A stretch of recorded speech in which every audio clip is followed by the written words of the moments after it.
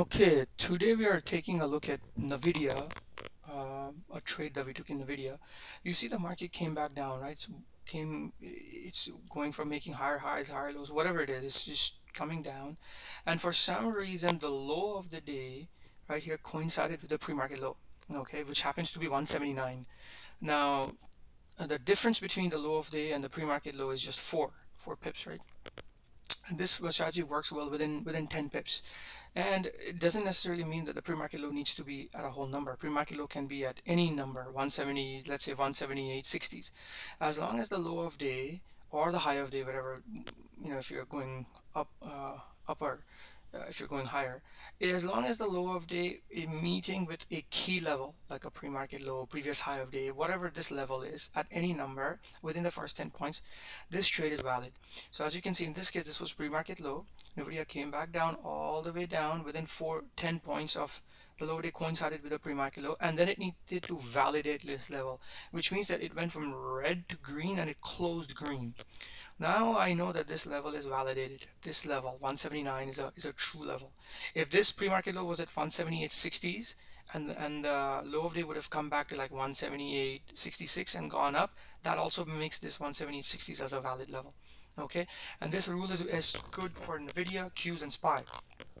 So right now, if this level is valid, what do I look for as correlation? Well, I need to know, this is Qs, I need to know that Qs also is at near a whole number, and at the very least near a whole number, breaking the whole number and going towards its low of day or something like that, right?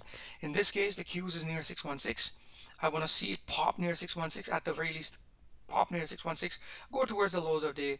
Or if this was the low of day, let's say 61568 was the low of day, then I would like to see the low of day pop and it go towards 616, like reverse, right?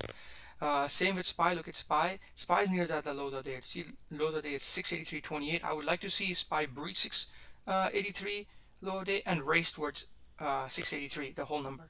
That would make this setup legit, right? So let's play this replay and see what the scenario does, right? I'm going to roll the tape of NVIDIA. NVIDIA is at 154. Let's see what happens at 155. Okay, let's see, 155. This is what's happening. 155, 156. This is what has happened. And 157. This is what has happened. Okay, so 157. Look at this. NVIDIA made another new low, very very close to that. That level is now validated, 179, right?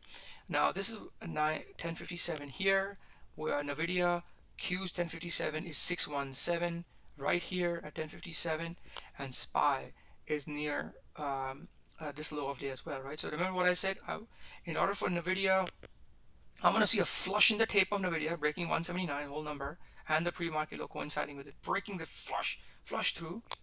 I want to see Q's breaking 616, moving towards its low of day, and I want to see SPY breaking its low of day and moving towards 683, right? So the low of day is a common value here, but that's in general what I want to do. And let's see what happened, right? As soon as the next candle hits at 1058, look what happens. Boom, right? So boom, I see Q's breaking 616, moving towards its low of day from the back of the eye, from the back of my eye, and then look what happens to SPY. Boom, I see SPY breaking 683 lower day, racing towards this 683, right? So SPY has broken its lower day, racing towards 683. Q's has broken 616, racing towards its lower day. Basically, the whole numbers are aligning. Push, everything is breaking. Q's already broken the whole number. SPY is breaking running towards the whole number. What do you think NVIDIA is going to do?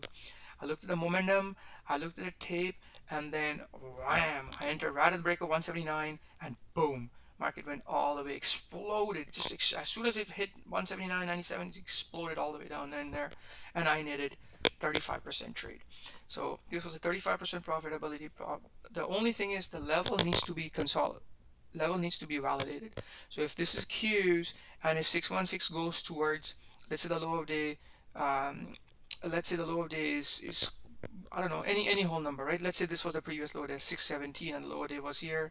As long as it coincides within 10 of a valid level, like a pre-market low, pre-market high, previous high day, not just low day coinciding with a whole number. No, this if the low of day went over here at 178, if the low of day goes over here, that's not a number. Okay, that's just lower day coinciding with a whole number. Lower day needs to coincide with a pre-market low, pre-market high, previous day high, something like that, like an established level already, and then needs to validate, which means it needs to go red to green and close for me to say, okay, well, now the low of day has been validated.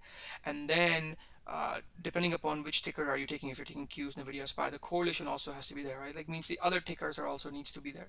If NVIDIA reached this low at 179 and Qs was up here somewhere 664 and racing down, I wouldn't have taken it. Okay, Qs need to be near a whole number and break. SPY needs to be near the low of day, bracing towards a whole number and break, right? If SPY was somewhere up here 81s and coming back down 52, and then Qs was somewhere up there, not gonna take NVIDIA, right? So all